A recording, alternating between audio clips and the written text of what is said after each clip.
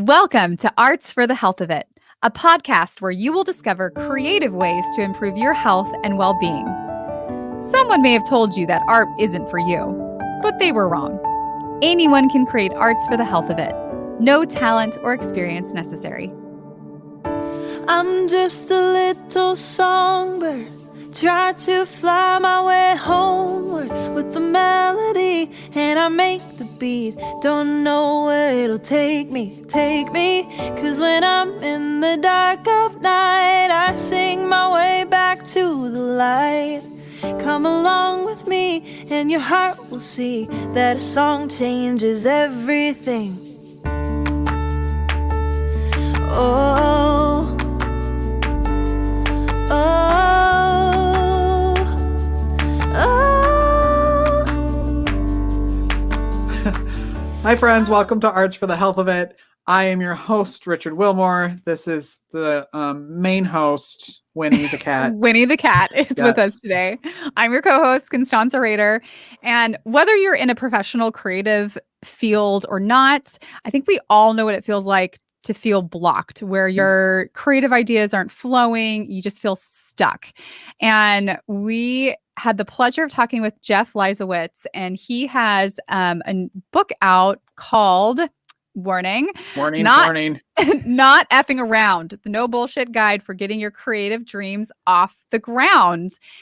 Jeff is a creative himself. He has had a illustrious career in so many areas, and now he helps other creatives get unstuck. And he shares a fountain of wisdom in this episode. And we can't wait for you to hear it. It was really, a full disclosure, I actually met with him after we talked to him, and I was talking to him about some different things that I felt stuck in, and it was sort of like a mini therapy session. But it was really nice and eye-opening, and really proved to me how great of a coach he is.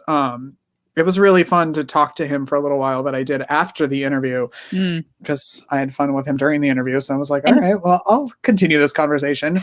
And he's doing a workshop for us later in June. Yes. So fall in love with him during this episode, and then go to our website, heartsneedart.org, to sign up for that workshop and talk one-on-one with him. It's going to be really fun. Yeah. He is a life coach for heart-centered creative types, and he burns with a mission to inspire and teach writers, artists, songwriters, musicians, filmmakers, solopreneurs, arts organizations, and every other human with a heartbeat to amp up their vision, tap into their potential, and shine in the world. I love all of that. That's why we invited him on. So here is Jeff Liesawitz. Nice. I love that you burn with a mission to inspire and teach writers, artists, songwriters, musicians, filmmakers, arts organization, and anybody with a heartbeat to amp up their vision, tap into their potential, and shine in the world. I love that. It's true. I love it too. That's why I do it. So that works out well. You wrote it, works so it works well. out well. Yes. Where did you grow up, first of all? Yeah, I grew up in Pennsylvania, in Reading, Pennsylvania, which is, if you consult your Monopoly board, you'll see the Reading Railroad. Oh. Right. So that was that big railroad town back in the day.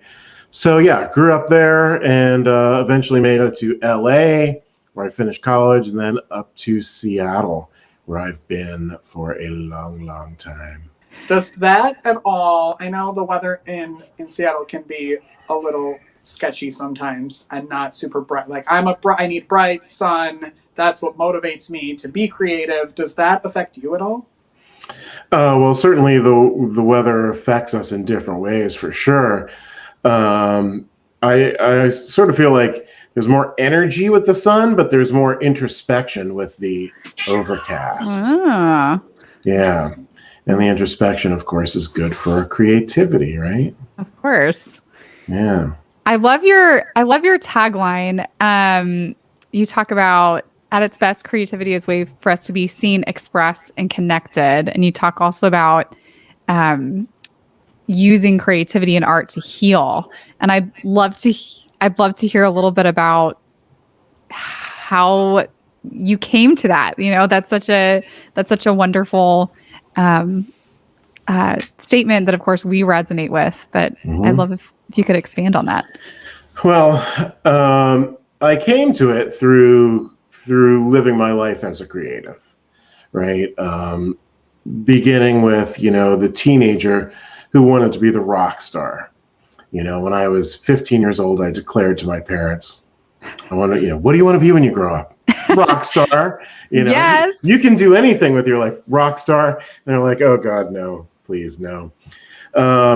So, I think some artists, creatives, especially maybe musicians and maybe actors or something, there's this component of ego, of fame and fortune, that kind of thing. But the truth is, after numerous successes and failures in my life, I realized that at its core, creativity at its best is a way for us to be seen, expressed, and connected. So what does that mean? To be seen. Well, in our normal lives, I feel like people are generally not very well seen. I mean, on the top level, it's like you drive down the freeway, obviously you're basically anonymous, or walking down the street, same kind of thing. Internet, basically the same deal.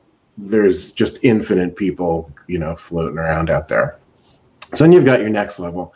And the next level is, your closer people. So maybe this is people you work with, your acquaintances, things like that. And maybe they see you and get you and kind of understand you, but probably not that much. And they probably really don't care that much as well. And then you've got your real close people, and that's your family and your good friends and your partners or whatever. And, hopefully they get you, they understand you, they see you. But in my experience, they generally don't see all of you, right? So that's the seen part. So what does expressed mean? Well, in my definition, expressed is really just moving from the potential to the actual. So an example for this is like, the dancer who knows all the moves, right? She's an awesome dancer, but on this Saturday night, she's sitting in the corner, the disco balls whirling around. She is not expressed in that moment. You get up there and you shake your moneymaker, and bam, you're expressed. It's like the poet. You can have a pile of poems on your desk, but you're not really expressed as a poet until you're writing poetry. So that's that. The next part is the connection. Well, it's really part of a healing, right? So when we are expressed and when we are seen and when we create something with truth and authenticity, there is a healing that comes with that. And it could be some kind of catharsis, letting go of something big, but it really is a healing of just letting yourself be who you are and putting it out there into the world. So when we are seen, expressed, and healed through our authentic creativity, we then give that gift of creativity to the world. And when I say the world, I'm not talking Madison Square Garden in the top of the, box office or whatever, although that's a thing too. The world can be just your friends or your people online, or really even just yourself. But when you give the gift of your creativity to the world, it gets even cooler because you become the gift, because you show others that they can be seen, expressed, healed, and connected, which changes the concept of what creativity and what our work is as creatives in a big way. It's not just like, oh, it's fun to paint. Oh, it's cool to write a poem or a story or something like that. It's like, wow, we are being seen, we are connecting with the world, and we are empowering others to do that.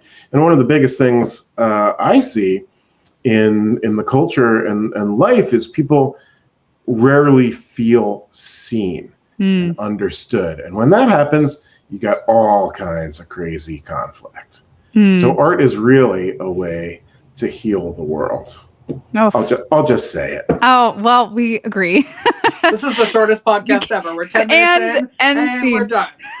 Point made. I really resonated that when I saw that on your website. We have a similar saying in our organization at Hearts Seen Art, that our goal is to help everyone feel seen, heard, and loved, particularly while facing a life-altering health challenge, that there's real, tangible healing power that happens when people feel connected and cared for, that's a powerful medicine. And so when I came across that quote, I was like, oh, we're going to like talking to this guy. This guy's all right. Let's get him on there. We'll hang out for a little bit. Yeah, that'll be cool.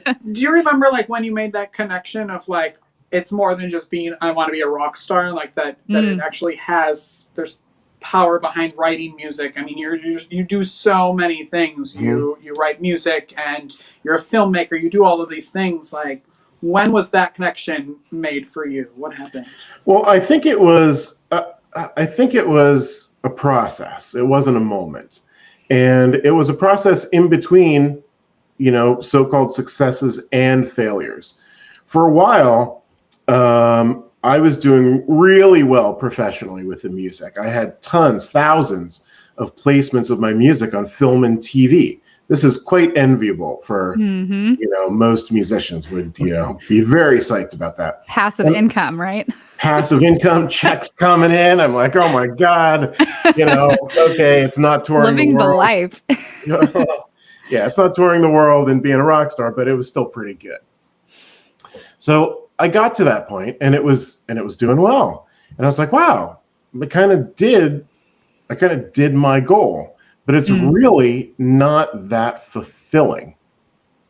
Having my music on the background of TV shows, like, it's cool and it's great. Yeah. I get to make music. But I'm like, wow, is this really what this is about for me? And I had to really go deep and think about, why am I even making music in the first place?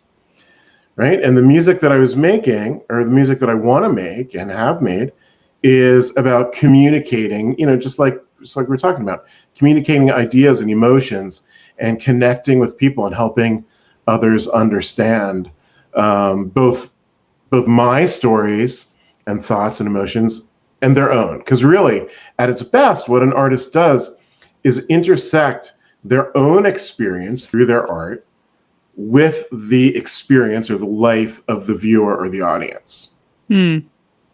Right? So one of my favorite bands, U2. Right? Loved U2 forever. You guys U2 fans? Right? Yep. Okay, so a couple years ago, I saw this interview with Bono. And this guy has been massively famous his entire adult life. Like, he's just this whole life. So the interviewer asked him, so, you walk out on that stage, you've done it thousands of times, and tens of thousands of people scream and go freaking nuts. Right? Every single time. It's like, how does that affect you? What's the deal? And he says, well, when I was younger, I thought they were screaming and cheering for me and for this band.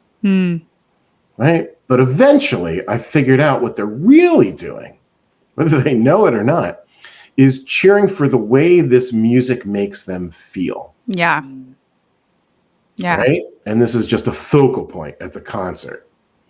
And I was like, holy shit, this guy, oops, bleep. It's all good. I told you, I warned everybody. This guy is very conscious about what he's doing and how he's experiencing his fame and fortune. And, if you know anything about U2, yeah, they've made a fortune and they're extremely famous, but they've used that fame largely in many ways as a platform for social and political good. Yeah. I think it's even, while you were talking earlier, I thought of a quote from an interview that I saw with Bono. So it's funny that you brought him up. He talks about how the arts are revelatory by their very nature. They are revealing. We're taking an internal thought, idea, feeling, and externalizing it in some way. And so when you talk about the arts helping people feel seen, I mean, that's one of the most powerful ways that we can be seen. But I think it's also one of the reasons it can make it so intimidating to engage in the arts for people that maybe are outside of the field or even inside. Even when you are an artist, sometimes you can hit blocks where there's a lot of fear and vulnerability around, expressing your true thoughts and feelings. And it sounds Yeah, that's Bono. Sorry. That's Bono. Wow, he heard us. I'm like, Bono, I'm on the podcast. Sorry. Way more important. I got the right link. Give me that. And I know that you kind of specialize in helping people embrace their creativity and get past their creative blocks. So what would you say to someone who is maybe scared of stepping into that? Absolutely. Well, the first thing I would say is you're exactly right. Being an authentic artist and putting anything into the world, and even not putting anything into the world, just doing it for yourself takes a lot of courage because it is revelatory if you're doing it right. Mm-hmm. Right? So what would my suggestion be to people who are sort of struggling with this, besides calling me up for coaching? Well, that too. Yeah, that would be that too. The first thing is to do this for yourself. Like, start small. Like create it. If you're writing, let's say, short stories, write a short story and know that you do not have to show this to anyone. Right? In fact, and I've done this with clients. This is classic. They write stories with the intention and the knowledge that when they're done with it, if they choose, they can rip them up and burn them. Right? There's a lot of freedom in that, right? Yeah, there's so much power in that. There's a lot of freedom in it. So you guys familiar with the Buddhist monks who make the mandalas, the sand mandalas? Yes. Right? So for the audience, you get a bunch of these Buddhist monks out there somewhere in some monastery, and they take colored sand and they spend weeks making these incredibly intricate mandalas, these shapes and this sort of prayer, talisman is probably not the right word, but this focal point, this creative piece. And, they pray on it, they meditate on it, and they do this for weeks. As soon as it's done, they celebrate it and they literally sweep it up. And, as you may know, part of Buddhism is the world is impermanent. So to spend that much time and energy creating something so beautiful and then being willing to destroy it is a powerful spiritual experience for these people.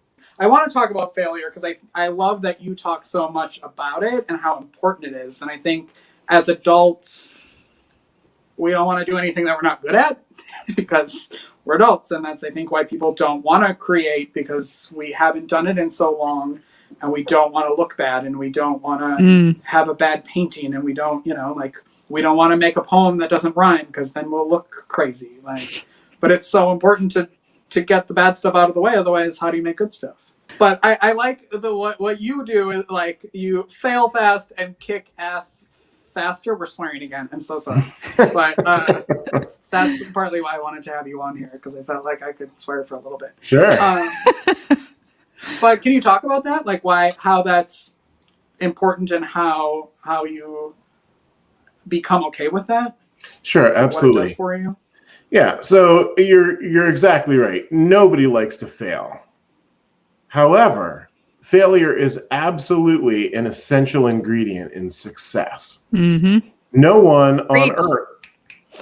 What's that? I said preach. Preach, that's right. No one on earth has ever succeeded in everything they've ever done. It's impossible to do. But there's a couple of key pieces here.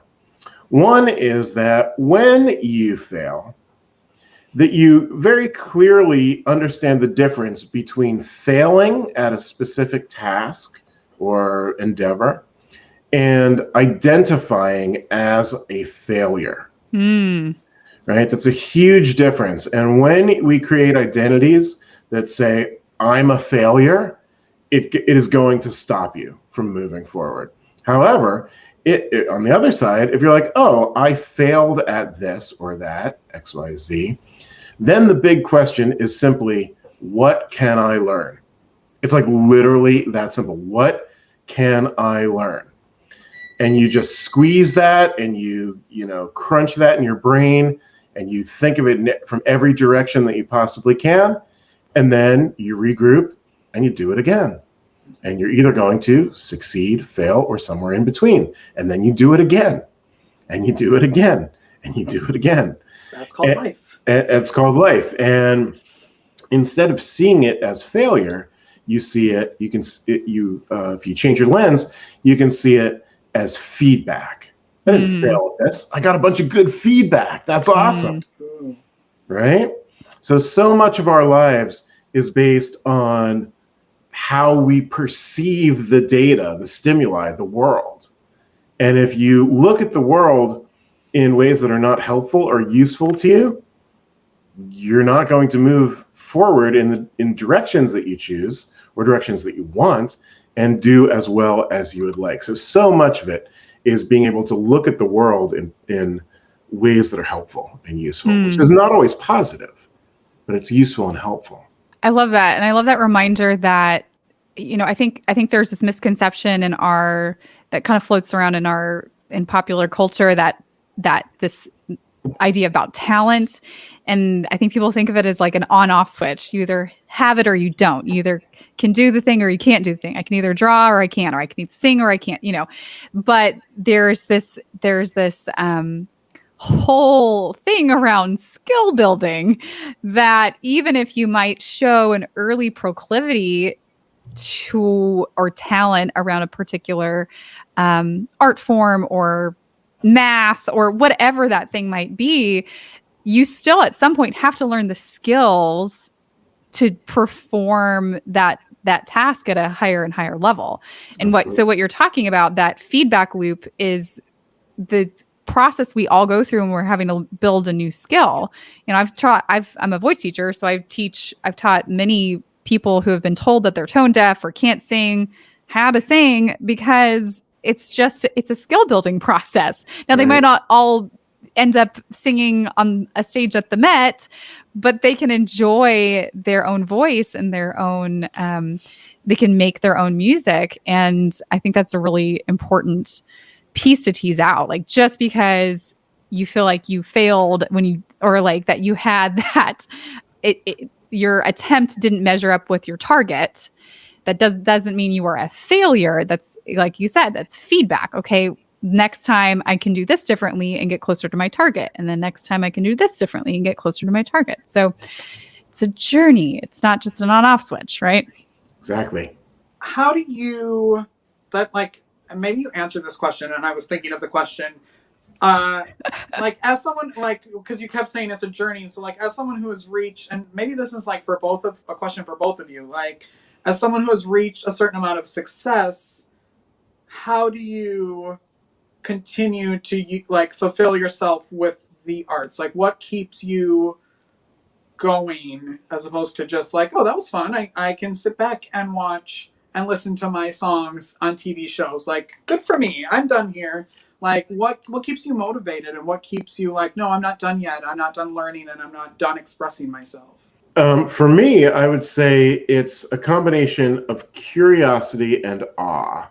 So when with music, let's just start with, since I'm big on that, I've got the recording software, I've got the guitars, the beats, all these kinds of things, right? But when I'm starting, it's nothing. It's an empty hard drive.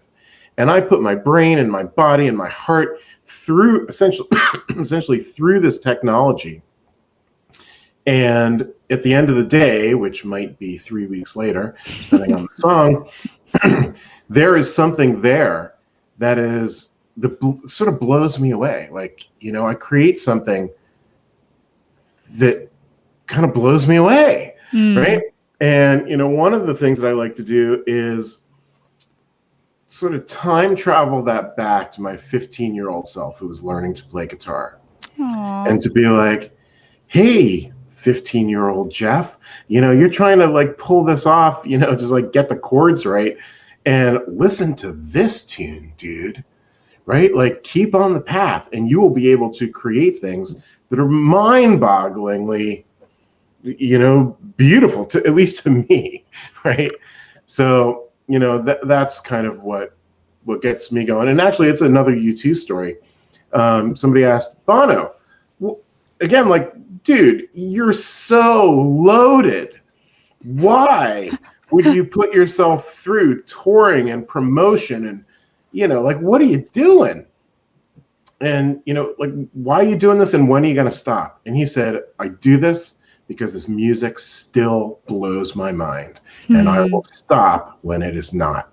That's it. I mean, the guy's got hundreds of millions of dollars, I'm sure. Right? He's doing it because he likes it. Yeah. It's fun. Because I love that. Expressing his heart. Yeah. And by the way, as a life coach, we also do exercises shifting the timeline, moving both backwards and forwards, honoring the past and the mistakes or failures, right? And also moving forward to vision what you want in the future. Yeah. So you practice NLP, right? The neuro-linguistic repatterning. That's Repatterning. Right.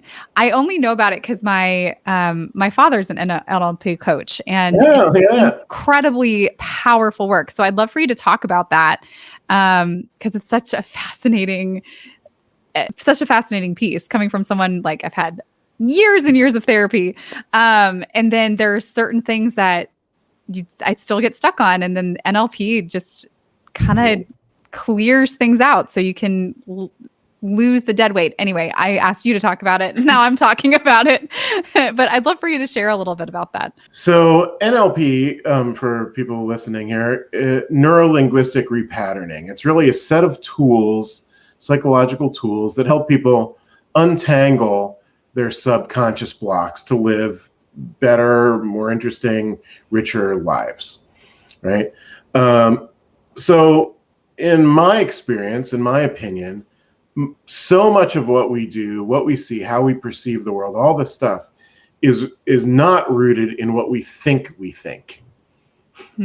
but it's rooted in what's going on underneath in the subconscious. And these subconscious ideas about the world and beliefs about ourselves, identities, are very powerful. So if they are positive and useful, that's great. If you subconsciously believe, hey, I'm smart and creative and good looking. Okay, sweet, I'll take that.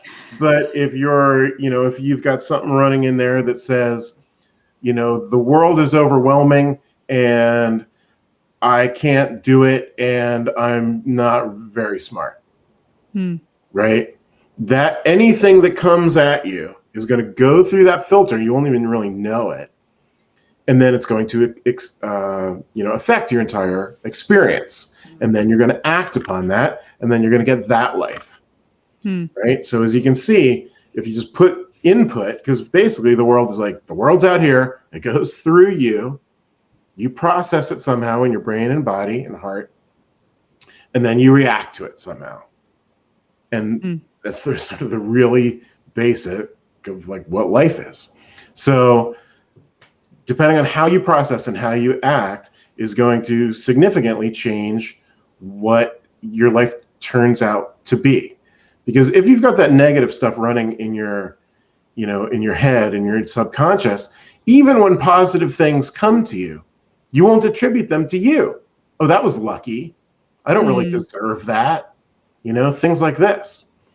And then, you just shoo them away. You don't take any credit for it. You keep people like to keep the same thought processes that they've been built with, whether they're good for them or not. So in NLP, we go in and we start to explore those things and, change stuff around in there to build new habits of thought, essentially. And, when you practice that, just like practicing anything else, eventually you're going to have automatically more positive, helpful thoughts. It's powerful stuff. And I think it's so powerful for creatives because, again, like our role is to make the invisible visible and to be revelatory. We go first, right? In leading authenticity and to lead people into the still and quiet parts of themselves that so often remain hidden. Like we are leaders in that. That's our role as artists. And if we're blocked and we have those subconscious things that are keeping us from being fully authentically ourselves, then we can't fully operate in that, right? And our world so desperately needs leadership in that area, and that's really our area as creatives. And it sounds like you really specialize in working with creatives, and so I'm curious to see what kind of transformation you see when creatives get unblocked. Like what happens? Miracles happen. I was gonna say it's probably a big question. I mean, first of all, everybody's different, and everyone's starting from different places and going different places. But what typically happens is, as we move through the process, through the coaching, first we assess where someone is, like where they really are. Not even where they think they are, which is kind of different sometimes. Then, where do you want to go and why? And the why is huge. And oftentimes, people don't even understand what they're doing or why they're doing it. And if you don't know why you're doing something, you're never going to be fully powered from the heart energy. Right? You're just going to be chugging along with the body and brain, but there's like the heart is the energy. So we make sure that is aligned. Like, what is it? Like, what is your why? And from there, sometimes people change their direction. Oh, I thought I wanted to do this, but actually I want to do this because this is actually more true to me right now. And of course, these things can change, right? Dynamic humans, and then from there, it's, what is the goal, how to get there, and what's stopping you. And, I work on both the internal and external worlds. So the external world is things like, how do you make a schedule? How do you prioritize? How do you get accountable? Those kinds of things. And the inner world is actually more important. And that is the stuff that we're talking about with the NLP. What are your beliefs? What are your identities? Do you understand your why? Can you really vision your future and move towards it? These kinds of things. When you put these together, and it takes time, of course, to build this, suddenly or not so suddenly, there's change. I've been working with a guy for like a year or something now, and he's part of this job that's awesome is I get people texting me with like illustrations and poems, and I did this and that, as part of that. Awesome. It's pretty awesome, So he just texted me the other day, and he's like, it's taken a while, but I feel like I'm really got this. Like I got it. Like I'm moving forward towards what I want in my life rather than, just like ho hum. So it's powerful, it's hard, and it's worth it. When did you decide to to take all of these thoughts and your knowledge and turn it into a book? I sort of did it by accident. I was, at a Seattle coffee shop. Seattle's big with the coffee. So, this was years ago, whatever. I go to the coffee shop sometimes on the weekend morning and get all amped up on those lattes or whatever and write a poem or think about stuff or write on a screenplay or who knows. And I just wrote something. And I was kind of done. And I'm like, this would kind of be a good idea for a book. I know all about this. Why don't I just write a book? So I just wrote it. Just like that. Just like that. I mean, it's not really a great answer, but it's a true answer. I'm largely intuitive in my approach to life, which has huge benefits. And there's a couple of moments where you're like, ooh, it might be a good idea to plan what you're doing or, things like that. So keeping that balance between the head and heart is one of my primary challenges. And, I've come, in the last decade or so to be doing a much better job with that. So can you talk a little bit about your book and Sure. what it is and what it's about and who it's for, all that? I love the title because it's so not like artsy fartsy. It's like in your face. I love it. It is completely in your face. Yes. Right? Not effing around. Not effing around. The no BS guide for getting your creative dreams off the ground. And yeah, it's it is not an academic tome. It is, I mean, there's illustrations and lots of white space. It's basically really powerful ideas in a fun, short, easy to read book. And who Very is it, cool. like, who is it for? Like, who would be your audience for that book? The audience for this book is anyone who wants to be creative and hasn't taken that step, doesn't know how to just start, and anyone who is creative or was creative or is blocked in their creativity. I mean, this thing is really just about empowering creatives to be their authentic self, get over some of these blocks, you know, that we all have in different ways and different forms, and create something, you know, that's meaningful to them, right? To have a life, you know, a life worth living, really. Because a lot of people sometimes, you know, just kind of get stuck in, you know, in their lives without finding the truth or experiencing a real powerful expression of who they are. Because it's, you know, in ways, it's easier. You go to the job and you come home and you have a couple of beers and you watch TV and play video games, right? Well, there's that. I mean, you want to go to your grave like that? Go ahead. But it seems like a waste of time on Earth. Yeah, I feel like there's so few of us get to, or actually, you know, lean into who we are and what our giftings are, and kind of direct our path. But it sounds like a lot of, maybe some of that comes from the negative self-talk that we have in our heads that are kind of keeping us from that. So I see the synergy in the work that you do. I mean, there's a lot of congruence in, you know, all the things that you do, which is really, really cool. And that's really inspiring. You know, I think people that are living their authentic selves, like you said earlier, they inspire and empower other people to do that, right? Because they see it's possible. So, yeah, I mean, not everyone can drop the day job and all this and, you know, be a writer full time or go to Broadway and give it a shot or something like that. And that's fine. You know, that's for some people, for some times in our lives, you know, maybe when you're younger or more established and, you know, who knows. But what I do know is that even if you spend 10 minutes a day being creative, it will enrich your life. If you're a photographer, you got a cell phone in your pocket, you know, for 99% of America, the answer is yes, right? Which means, you know what? You can run around and take artsy pictures. Look for beauty in the world, right? I've done, I love doing this when I can get a friend to do it. Tag team haikus, 5 syllables, 7 syllables, 5 syllables. I text it, they text it back, it's done. I do that line, done. Oh my God, I'm writing this down because this is. I know, that sounds really fun. Right? It's a great. Right? It takes like minutes a day, and you're like, your whole world just kind of brightens up because you're using a different part of yourself. What do you say? I think a lot of times,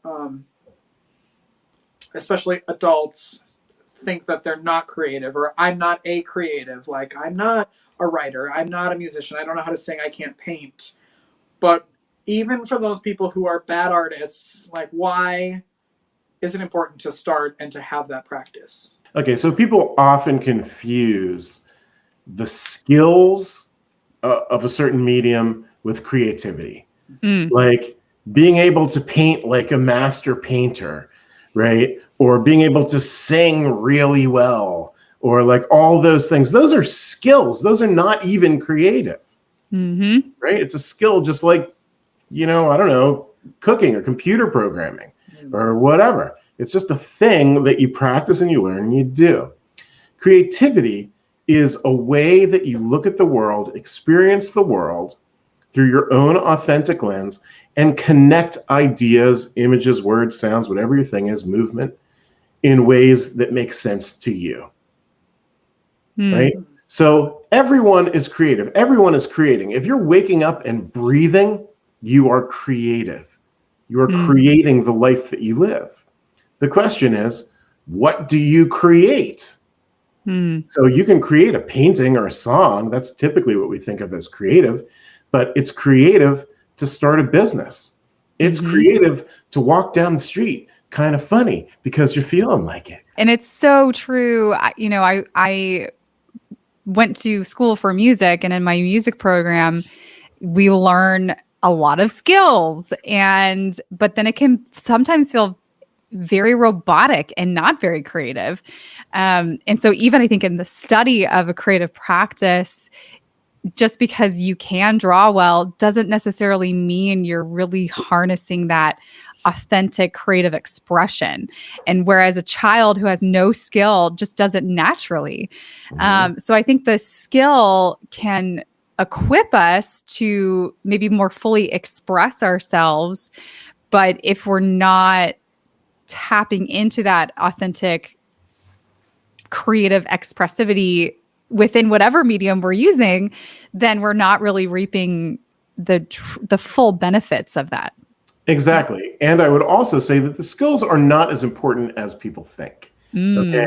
So here is an example from the music world once again. Okay. What did Bono say this time? Exactly. This is a Led Zeppelin and the Sex Pistols story. Great. Okay. So Led Zeppelin, all these guys were extraordinary musicians, right? And they made some really rockin' songs, right? High level musicianship. You can feel it like, holy crap.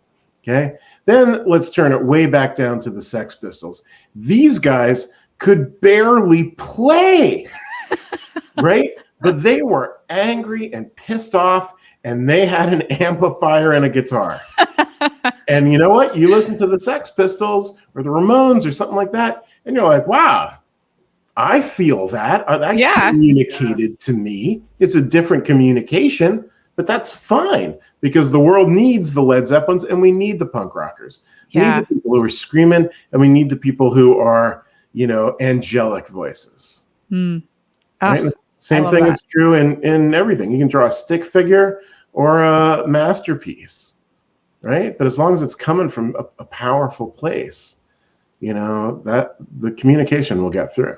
Can you talk a little bit about your perspective of arts, kind of that difference between arts for yourself versus kind of consuming art, like how we experience art as a consumer in that difference? Just curious in your perspective on that. So, like we were talking about before, art at its high level is the creator creates something that intersects in some way with the experience of the audience. So when you are the creator, it is your experience and your creation, and you are broadcasting that out into the world.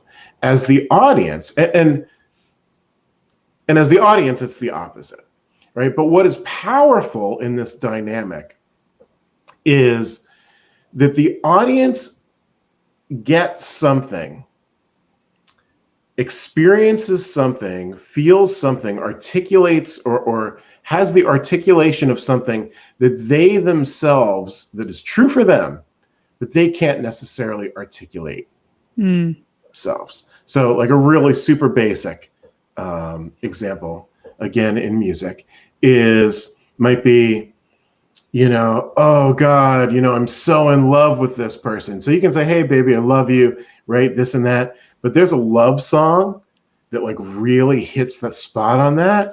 Like if a person can't sing and write that song, play that song, they take that vision and then they experience it in that way. So there's this level of, so if I hear what you're saying right, there's this skill that us as artists have about articulating what is hard to articulate, right? Exactly. So we're articulating kind of the common human experience, and then, people that are consuming art in different forms, different mediums, we're helping them articulate their human experience, right? Is that kind of what you're saying? Exactly. So yeah, that is basically what it's at. And, to dial it up just a little bit, if I was talking to songwriters who are really going for it, what you really want to do is make these ideas and these emotions both general enough that other people can get it, but also specific enough that it is true to your experience. Okay? So if it's too general, then the lyric is, baby, baby, I love you. Right? And you're like, okay, I get it, but, come on. Justin Bieber had a very popular song based around those words right there. Well, that's what I'm saying. And that's why he has a very popular song, because it's so general. Right? The more specific it is, the more narrow the listener, the demographic basically of the listener is going to be. Okay. But that's not necessarily a bad thing. It sounds like what you're saying. Well, it depends what you're going for. Justin Bieber is going for mass appeal. It's just like when you make a Hollywood movie. You can't make it that smart. It's got to be who's the bad guy. What? No, it's true. I mean, this is no secret. It's like, who's the good guy? Who's the bad guy? What do they want? How are they going to fight? Good guy's going to win. Are you hating on my Marvel movies? Oh, I'm not hating on them. What I'm doing is I'm saying that's a wide, that they're going for a wide audience. If you spend $200 million making a movie, you definitely want that 200 million back, plus as much more as you can get. So if you do, if you spend 200 million making some artsy movie about, I don't know, some totally fringe idea, it's not going to work because not enough people are going to resonate with it. That's what I'm saying. So depending on where you're going and what you want with your music, the level of personal, very specific personal information that you put in there versus the general experience is something that you want to think about. Yeah, because how many times do you listen to a song and you're like, oh my gosh, that could be my theme song? Like, that person gets me. He gets me. Like, it was written for me. Right. Or this, this fits exactly with the situation I'm in. Yeah. Exactly. And that's a really well-written song for you, where people who hear it and feel that way. And that's a successful song, in my opinion. And I feel like that maybe brings us back full circle to this idea of feeling seen, that in making art, we can make ourselves feel seen, but in making authentic expressions of art, we help other people feel seen. Absolutely. And connected. Like, I'm not alone. I'm not the only person that feels that way.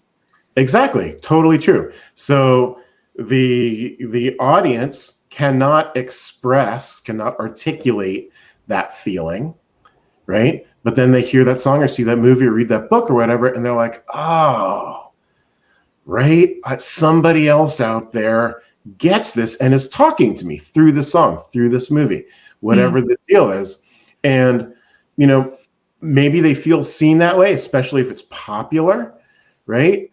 When I'm just trying to think of a good example of this, but, some idea comes across and there's thousands or millions of other people who are like, oh yeah, I get it. I don't know if I would feel seen, but I would feel that community. Right? Yeah. Which is part of feeling seen, is knowing that there's others like you. Yeah. Well, it's like you listen to a song and you're like, oh my gosh, this is my song. And then you show up at a concert and 40,000 other people are screaming the same song. And you're like, wait, how do you know the lyrics? That's mine. And then you find your tribe. Yeah. And then they're your people forever. For me, not you. He just called me to tell me. Yes. Jeff, how can people best connect with you? I mean, I feel like we could sit here for hours and go through every chapter of your book and every blog post. Your blogs are amazing. Thank you. Wanted to talk about other things, but I know we're out of time and I don't want to take up your entire evening. Okay, cool. So the best way to find me is jeffliesawitz.com. There's only one of those floating around on Earth at the moment. And maybe you guys can put that link on your website when you post this thing.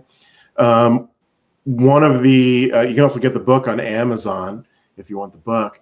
And I do free 15-minute consultations, Zoom coaching sessions with anyone who would like. So if this kind of stuff sounds good to you, just go in there and you can sign up and I get to talk to you and we can, up-level your creative world and your world in general. See my name in your inbox soon. Good. I would love that. Yeah. Absolutely. Thank you so much for chatting with us today. Thank you for having me. This was really fun. I loved learning from you. Very Yeah. good. And you guys started this. Yeah, and you guys are on a great mission. I love what you're doing. I think it's really powerful and important, and good luck to you, and keep it going. Thank you. The book is called Not Effing Around, the No Bullshit Guide for Getting Your Creative Dreams Off the Ground. You can find that on Amazon. Thank you so much, Jeff. Thank you, guys. Right. If you need to know anything from today or any episode, make sure you go to heartsneedart.org. Click on the podcast link and it'll take you to everything you need. Thanks for listening. Thanks for watching.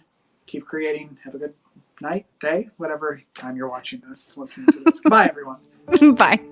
Thank you for listening to Arts for the Health of It, a podcast produced by Hearts Need Art, creative support for patients and caregivers, in partnership with the National Organization for Arts and Health. You can help others learn about the healing power of the arts by subscribing, sharing, and reviewing the podcast wherever you listen or watch. The podcast is hosted by Richard Wilmore, co-hosted by Constanza Rader, and produced by Ivan Briones.